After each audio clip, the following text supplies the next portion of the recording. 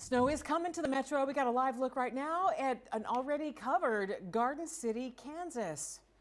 Kansas City's plan to deal with the snow also kicking into gear this hour. 175 snowplow workers are showing up to start work right now. The Kansas City crews will work 12-hour shifts until the roads are cleared. Our team coverage continues.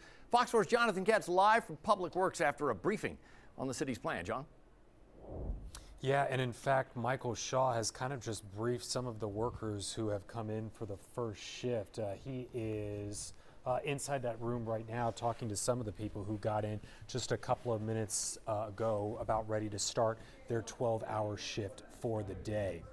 City crews will be plowing from midnight tonight until probably 6 Sunday morning, and they started treating streets a couple of days ago with brine because it keeps snow and ice from sticking to roads. City Manager Mario Vasquez was here earlier today, and he says that cleaning up the snow will cost about $1.7 million because it's happening on a weekend. A lot of that is because of the overtime pay, and also includes the fuel, that includes the and the material, the salt and everything else that is going to be deployed. So.